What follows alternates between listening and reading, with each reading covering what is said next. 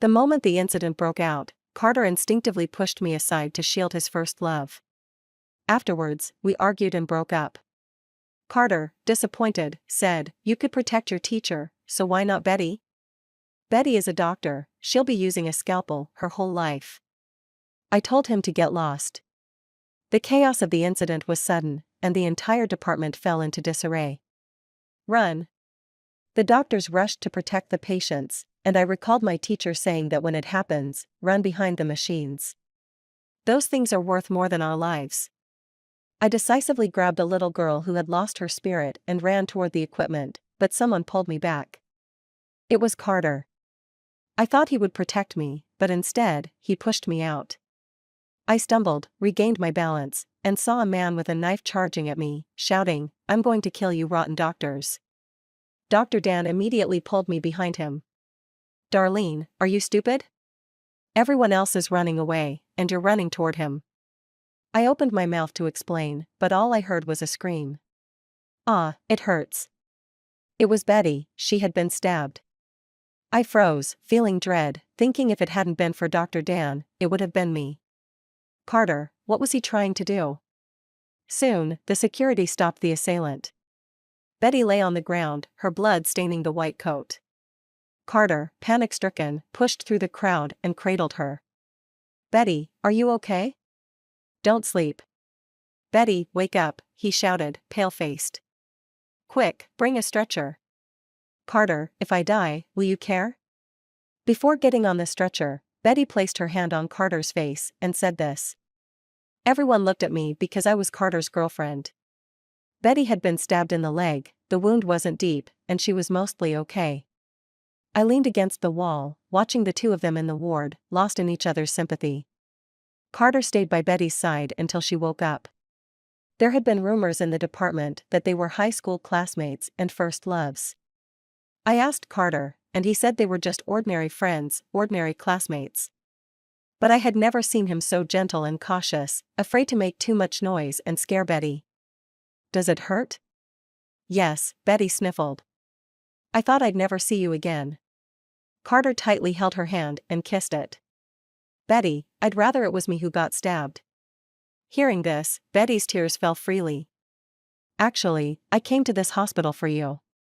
Carter, let's get back together. I can't bear the days without you, they're unbearable. Those times we had, they were wonderful. They truly were wonderful, wonderful enough that no one noticed me. Dr. Darlene, please step aside." A nurse behind me, holding a tray, cautiously spoke up. "I need to change Betty's dressing." Only then did the two of them notice me. Carter quickly pulled his hand back. "Darlene, what are you doing here?" I suppressed my anger and heartache, trying to act calm. "Sorry to interrupt your rekindled romance." "Darlene, let me explain." "Explain what?" I turned, my eyes red. "Explain how you lied to me, saying you were just ordinary friends. Explain how you're about to rekindle your old feelings, and my presence disturbed you." I took a deep breath, trying to control my emotions. "Or explain, did you intentionally push me out to take the hit for her?" Carter was speechless. I was too flustered to see clearly. I sneered, "Really?" He fell silent and, after struggling for a while, explained, "She's a surgeon, she needs the scalpel." I was angrily amused. "What about me? Did you forget I'm also a doctor and need to use a scalpel? You're in gynecology, it's not like you're using one all the time." Seeing I was about to explode, Carter quickly pressed my shoulders, trying to soothe me with an unusually gentle voice. "Darlene, I'll protect you. I was just stalling for time, nothing will happen, besides, security will arrive soon." Stalling for time with my life? What ridiculous logic. I couldn't take it anymore and slapped him. "Carter, I think there's nothing left to say. Let's break up." He looked at me in disbelief, then, after a moment of calm, replied with an unusually cool expression, "Darlene, you know I'm telling the truth. She returned from abroad, she's a specially invited doctor at the hospital, and in terms of skill, you really can't compare to her. I think no hospital or doctor would want to ruin a surgeon's career. Your teacher, isn't she the best example? She can't use a scalpel anymore. You protected your teacher before, this time for Betty, it's the same. Mentioning my teacher silenced me. Carter shook his head in disappointment. I've taught you so much, yet you're still so immature, unable to see the bigger picture. Betty is a doctor, if she gets hurt, her life is ruined. So that's why you pushed me to take the hit? I found it laughable. Then why not take the hit for her yourself? Carter paused for 2 seconds. Darlene, do you want me to get hurt? I need to use a scalpel too. You said you hoped I could become an excellent surgeon. I wouldn't want that, I replied calmly. Darlene? He said, anger rising. Is your heart made of iron? Not wanting to see me hurt but willing to see Betty hurt, how could it be so ridiculous? Carter was 3 years my senior. He was my senior, we met at a class reunion, and he was an invited guest from the class. At the top hospital, I heard he was excellent, and the teachers liked him a lot.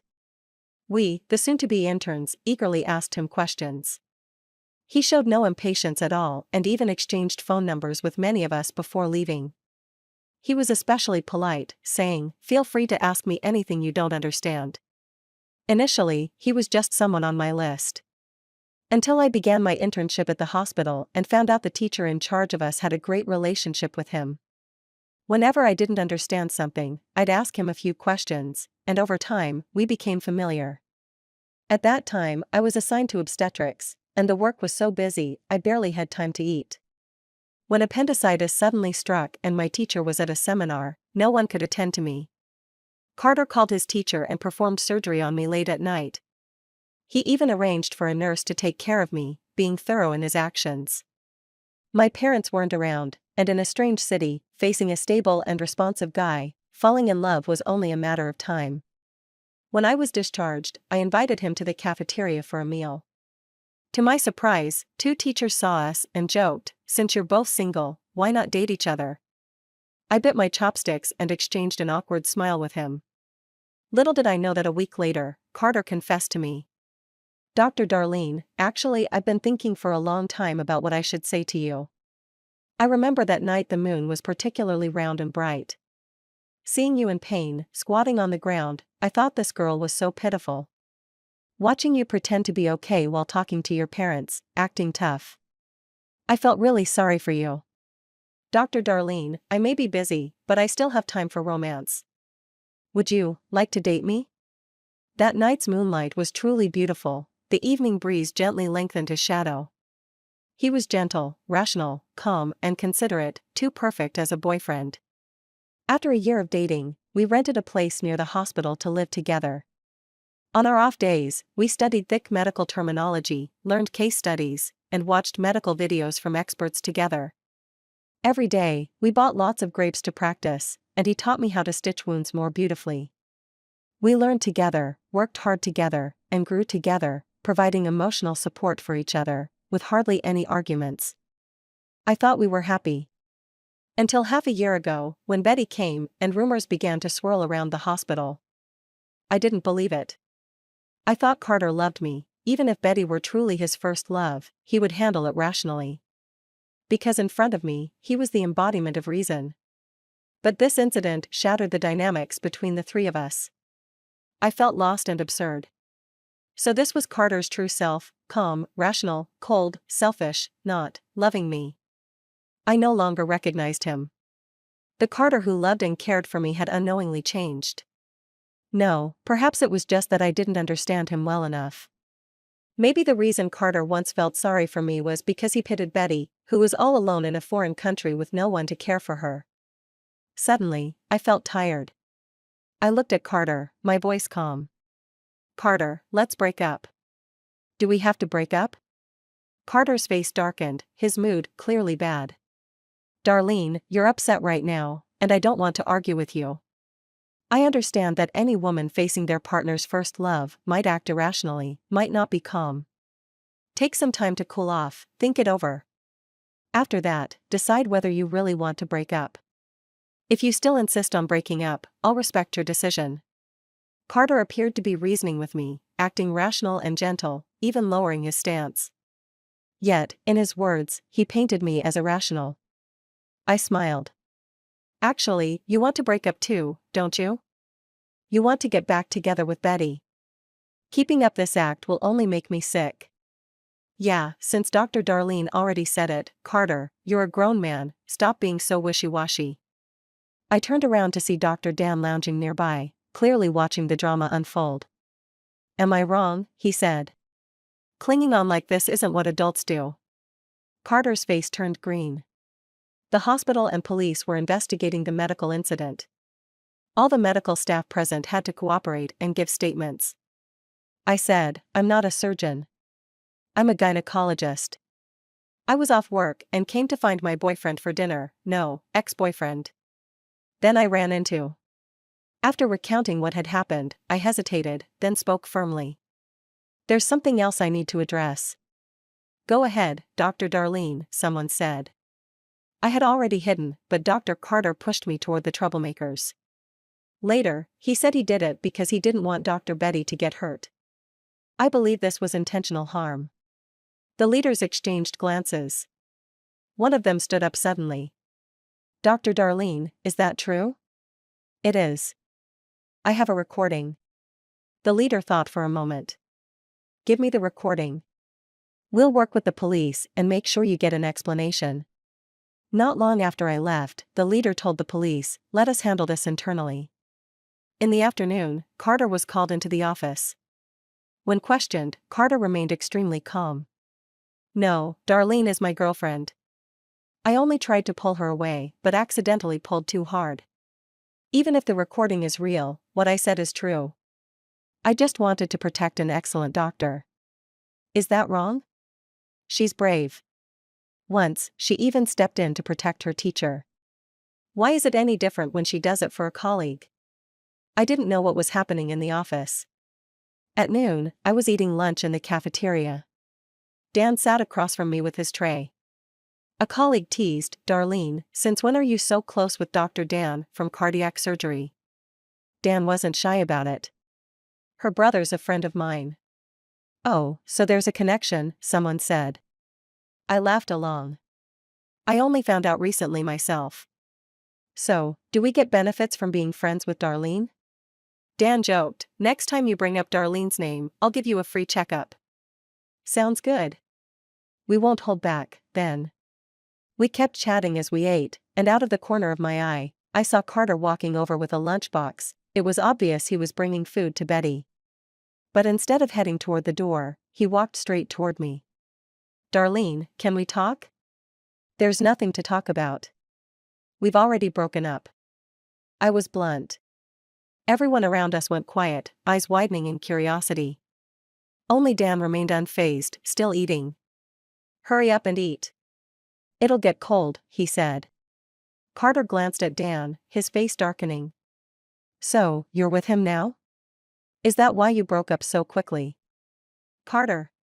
The sound of my metal spoon clattering onto the tray was sharp, drawing even more attention. I said, don't assume everyone's as filthy-minded as you. We broke up because of Betty. Dr. Betty from general surgery. She's your first love, and your feelings for her are about to reignite. You're conflicted, torn, and I don't want to see you suffer. So, I chose to step aside. Well said. Dan applauded. No love triangles. That's moral. Carter's expression darkened even further. Darlene, are you humiliating me? No, I'm just telling the truth. I paused. Do you want me to be more direct? You pushed me. Darlene. Carter's voice was filled with restrained anger, but he quickly returned to his usual rational demeanor. I'll say it again, I'm not with Betty. Please, respect her. Oh. He adjusted his glasses. Also, you always stand on principle, never backing down. Do you never feel embarrassed when your dignity is trampled? Don't you care about what others think, watching from the sidelines? That was the kind of person Carter was. He liked to handle private matters behind closed doors. In the past, when we argued, I'd turn to my friends and cousin, hoping they could see the situation from an outsider's perspective. But Carter found out. He told me, we should settle things between ourselves. Don't let others see us as a joke. My friends and cousin are outsiders? To me, they are, he said. By this point, I realized I had finally seen Carter's true nature. When things weren't in his favor, they should be dealt with internally. But if they hurt me, it was fine to broadcast them. Fine. I would wait for the hospital to give me an explanation. If they didn't, I wouldn't sit idly by. The quiet atmosphere was broken by mocking laughter. If you're going to do it, why be afraid of people talking? Carter shot a cold look at Dan. Dr. Dan, I wasn't speaking to you. Stay out of it. Dan raised his hands in surrender, laughing helplessly. All right. But please, stop bullying my little sister. She's young and new to society. She can't play your games. I looked at Carter. Enough talking. I'm going to finish my meal. And please, don't come looking for me anymore. Carter gave me a long, deep look before turning and leaving. Dan suddenly asked, Dr. Darlene, have you moved out yet? Not yet. I've been on duty recently and haven't had time to go back. Then hurry and move out. Make room for the mistress.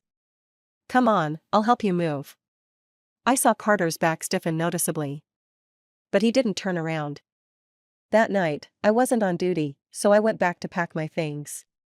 Carter was there, too. We'd both been busy with work, so we hadn't cleaned in days. A thin layer of dust covered the table.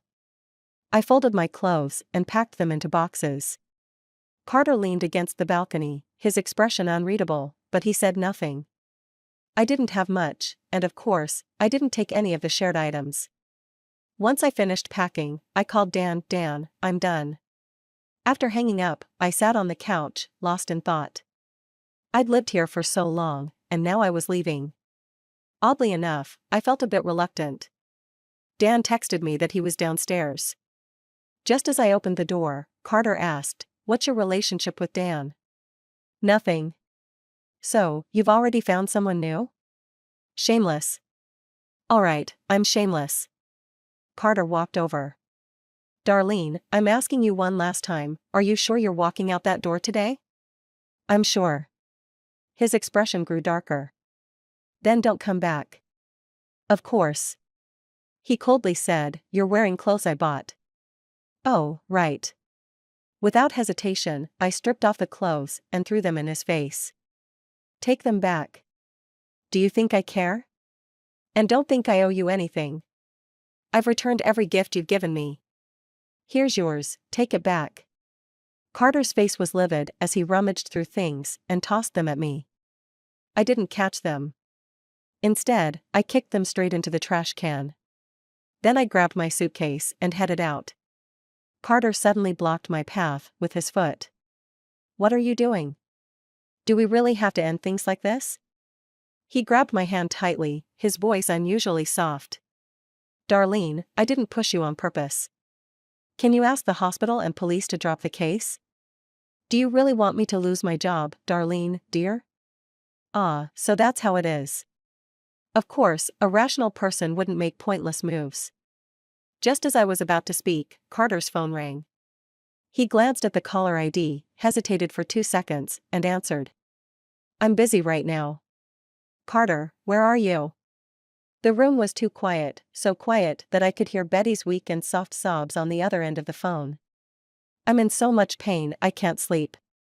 Do you think I'll end up disabled? Will I ever be able to walk again? Carter. I smiled faintly and said clearly, Why are you being so self-effacing in front of me? Hurry back to the hospital to be with Betty, she's the one who truly needs you. Carter, am I interrupting you and Dr. Darlene? I'm sorry. I'm really sorry, I didn't mean to, I didn't listen any longer. Just then, Dan came up, Is that all the stuff?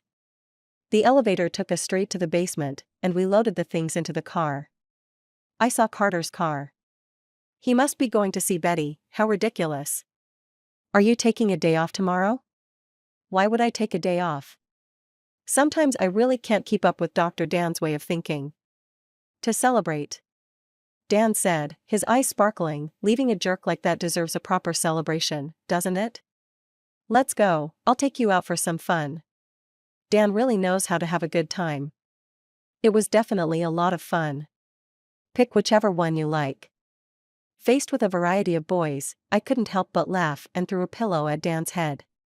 Dan quickly dodged. You throw one, I'll find you 10. Darlene, am I good to you?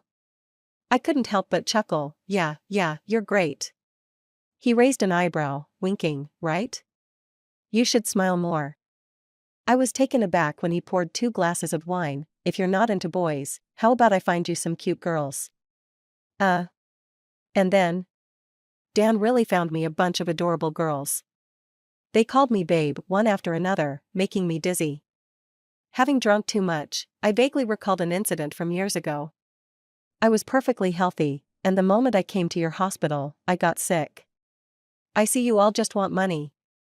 Something needs to be said about today's incident. Are you refusing to do anything about it?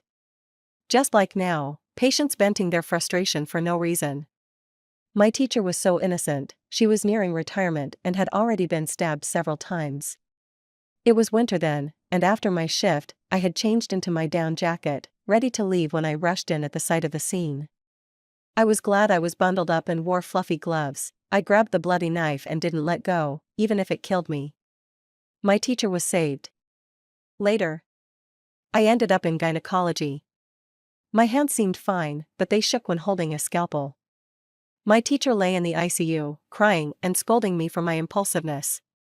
Later, Carter encouraged me, holding my hand as I gripped the scalpel over and over again. Now, a boyfriend who loves me so much has turned my past bravery into a reason to hurt me.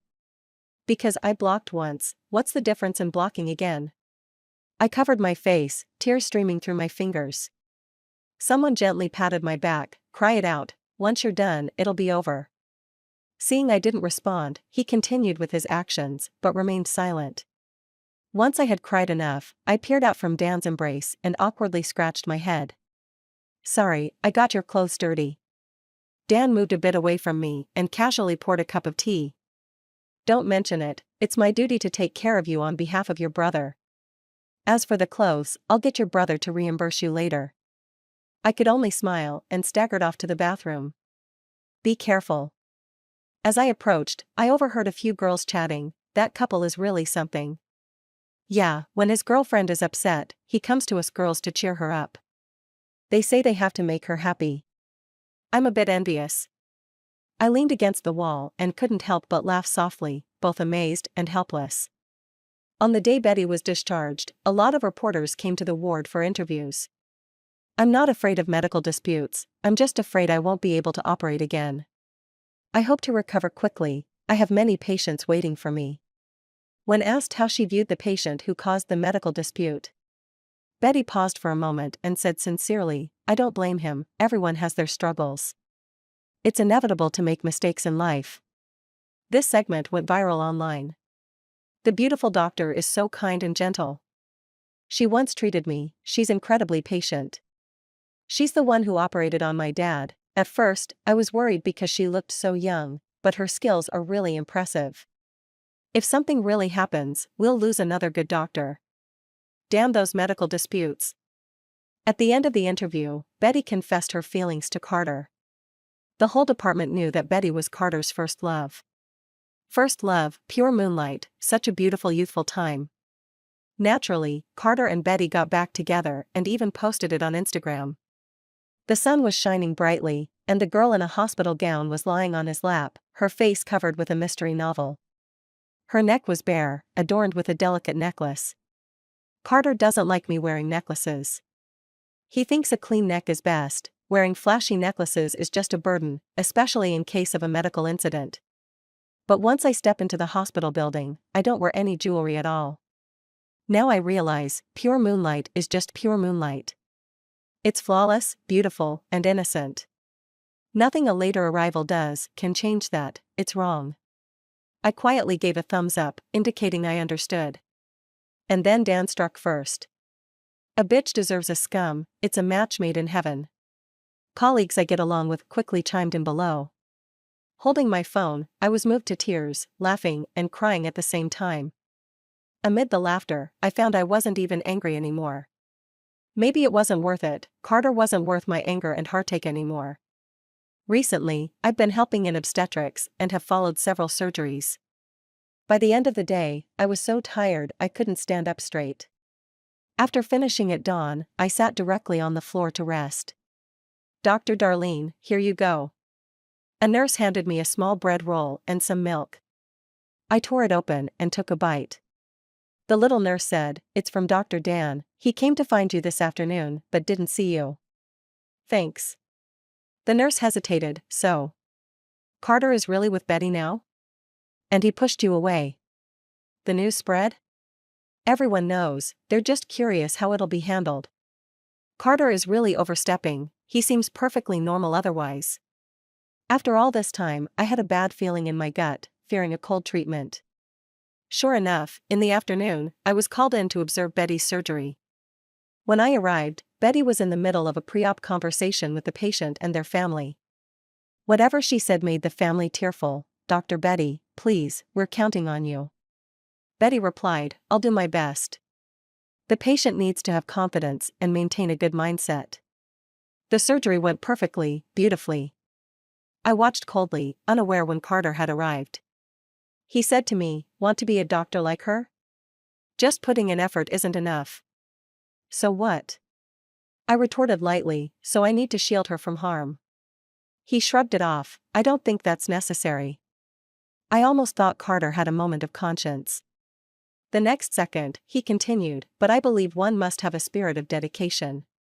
Sometimes you have to admit that everyone admires those who excel.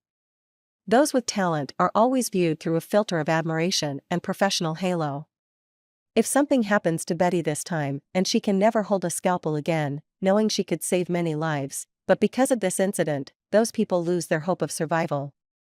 He paused, looking at me clearly. "Darlene, you really don't feel guilty? She's an excellent doctor, she deserves love and care." "Fuck you, get lost." After the surgery, I, Carter, Betty, and the supervisor went to the office for a meeting. The first thing they said to me was, "Dr. Darlene, you might have made a mistake in this matter." Carter explained that he was just trying to pull you back, but didn't expect it to backfire. I looked at Carter in disbelief. "Carter, you're terrifying, daring to act, but not to take responsibility." Carter retorted, "Darlene, aren't you terrifying too? You recorded our breakup. I just wanted to have evidence for later to clarify who's right and who's wrong. People will side with the stronger party." I said, "No, they'll side with public opinion." At that moment, Betty spoke softly, "Dr. Darlene, do you have a persecution complex? Clearly, I'm the one who got hurt, yet you say Carter hurt you to protect me." Well, I understood the situation, and it wasn't too surprising. I relaxed against the back and scanned the varied expressions of the others. "So what's the outcome?" "Just a misunderstanding." "Fine." I stood up. "Since the hospital can't provide a fair explanation, I will report it to the police." Carter, angry and embarrassed, said, "Darlene, do you really want to make this difficult for me? I know you're taking revenge on me and Dr. Betty, but can you calm down?" Betty chimed in, "Yeah, it was just a little push. Besides, nothing really happened. Dr. Betty is right, you're young and overreacting. Isn't this just the current trend of workplace reforms? The younger generation really can be too much." Others added, "Darlene, calm down, Carter is also an excellent doctor. Whether it's Dr. Betty, Carter, or you, it's all a loss for the hospital. Let's discuss it reasonably, we all work in the same hospital, no need to make it so tense." I asked, "Is the hospital covering for Carter?" What Darlene said, "I believe it's not covering up, it's just to keep the peace." I took off my ID badge, then I choose to resign. A hospital like this is not worth staying in. "Darlene." Carter's teacher chased after me. I turned around. Teacher Frank said, "Even if Carter is at fault, he shouldn't have acted that way." "But Darlene, have you forgotten how good he's been to you? When you had appendicitis, he begged me to help. Every year on your birthday, he would ask for leave to celebrate with you. Can you, for the sake of your teacher and me, not pursue Carter's responsibility?" Mentioning the teacher made me pause, then I looked up stubbornly and said, "I haven't forgotten why he pushed me, he chose to hurt me. Doesn't he fear for my life? Teacher, I respect you, but I don't regret my decision." Teacher Frank, seeing I was unmoved, spoke with a hint of anger. Do you really not leave him any face? This is no different from cutting off someone's livelihood or killing their parents. Darlene, if you want to stay in the hospital, you need to be more forgiving. Our conversation got a bit loud, and a few people echoed, yeah, Darlene, for the sake of your past good times, don't make it so tense. It's not like anything serious happened, don't be so serious. People really can't be too serious, if you are, you lose. I stopped and looked around. I'd rather you all stay out of it than preach about being magnanimous. Yeah, preaching magnanimity is just asking for trouble. I agree. Two quiet voices came from the corner. The atmosphere grew awkward, and no one knew what to say. Well, I still have patients to see. Let's go, it's time to clock out. Everyone left, and I turned back into the hallway, sitting down and rubbing my eyes. My eyes were so swollen and painful, probably from being on duty too much lately. Dan pushed the door open and sighed helplessly. Darlene, you're a doctor. Don't you know you shouldn't rub your eyes so hard? I turned back, and he handed me a steam eye mask. Try this, I wear it whenever my eyes feel uncomfortable. Thanks. I took it and sat quietly, lost in thought. Dan sat down next to me and suddenly asked, have you noticed something missing from me? Missing? What? I curiously looked him over. His handsome face was covered by a mask, his neatly pressed lab coat, with a row of pens always in his pocket.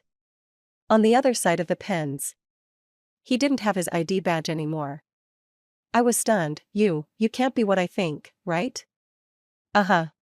He huffed proudly. In a hospital like this, it's better not to stay. I was even more shocked. Did you hear?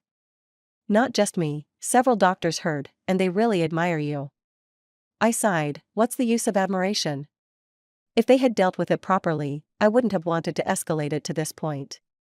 I support you. I tentatively asked him, why are you being so nice to me?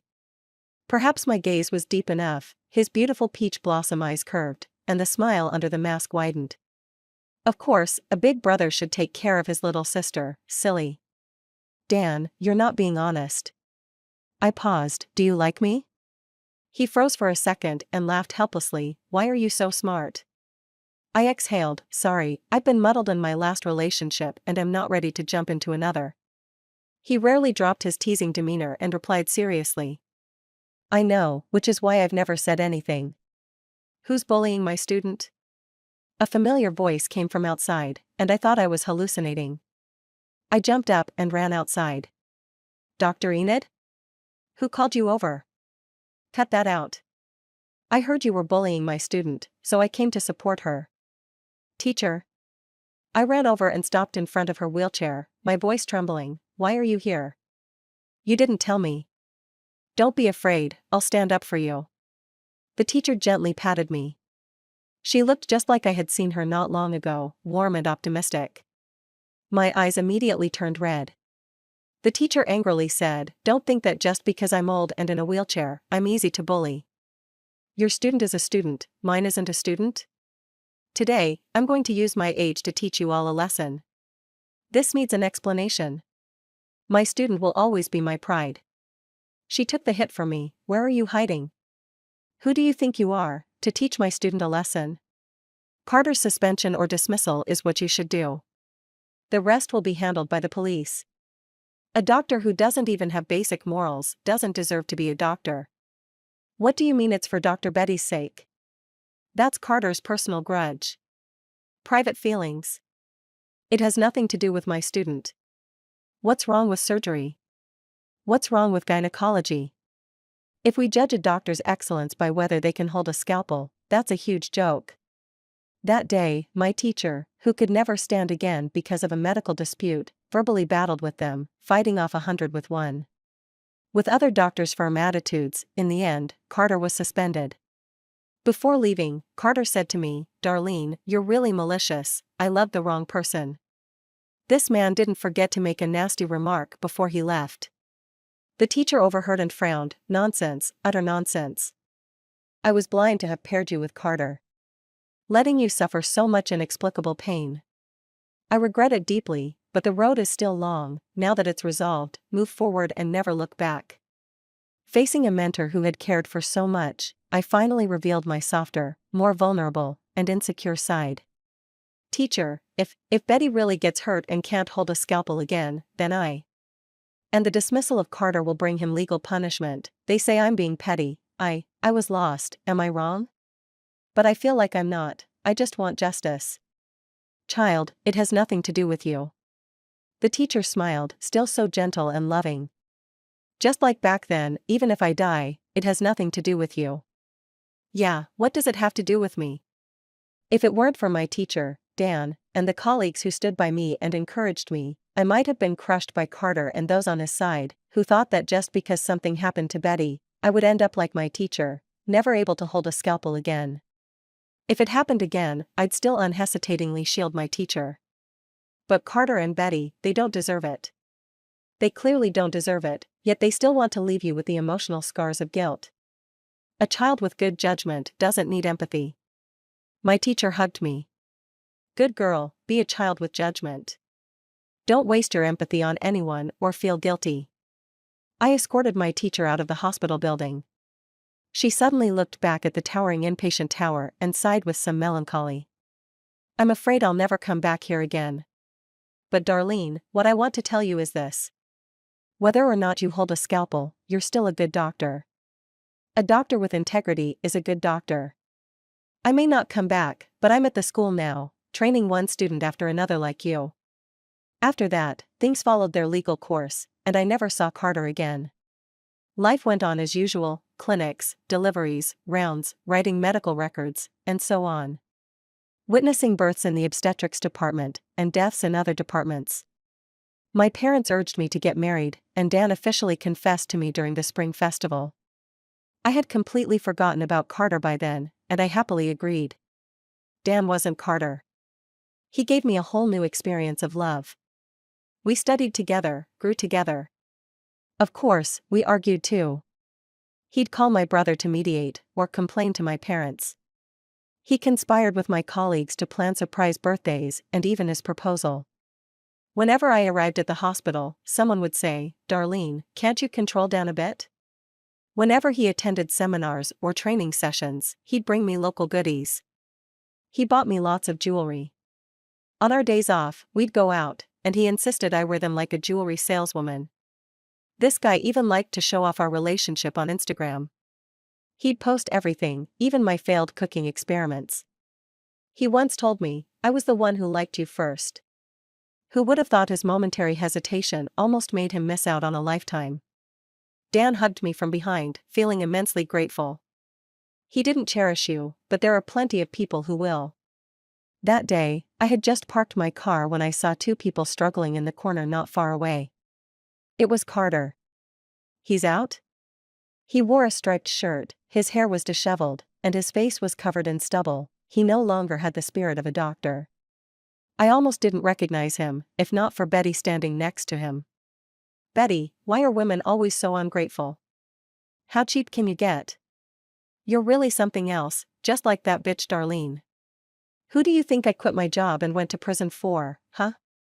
For who? Was it for me? It was for you. Since Carter got out, he'd been pestering Betty nonstop. She had heard such accusations and complaints so many times that she was numb to them. Let's break up, we should break up. Break up?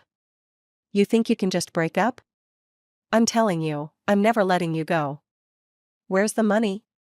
Didn't you just get a bonus this month? Hand it over. I gave you $5,000 last time, didn't I? It's gone. Hurry up. What are you waiting for? Betty pulled out her wallet, and Carter snatched it, taking out her bank card. What's the PIN? After getting the password, Carter turned and left. Betty, feeling helpless, squatted down with her head in her hands. A car passed by, honking for a long time, but she didn't hear it. I had no choice but to walk over and remind her. Tears streamed down her face. You must really look down on me. A bit. We walked towards the hospital building, with her muttering behind me. How did I end up like this? I was so good, a promising doctor, and I got entangled with a madman. Your future was ruined by yourself. Yeah. She didn't deny it. I must have been bewitched at the time, always thinking of how good things were in school, couldn't stand seeing you two together, and just wanted to ruin you both. I only now understand, the worst thing is competing over a man. Compete over academics, positions, power, money, anything, but never over a man. I wholeheartedly agreed. Men are all just trouble. Sorry, Darlene, for standing on his side back then. Can you forgive me? I shook my head plainly. That's not something you can just forgive, especially not so late. She smiled bitterly. You're right. Then, don't forgive me. If I were you, I wouldn't forgive me either. I'm really, really sorry. I didn't say anything, just smiled at her and walked away. As I entered the hospital, I saw Dan leaning against the wall in his white coat. Enjoy the show? I grinned at him. Yeah, it was great. He smiled helplessly and handed me a red string bracelet. A mini crystal bracelet? How cute. I saw others wearing them and thought my wife should have one too. Dan put it on for me. With this on, all bad things will disappear. End.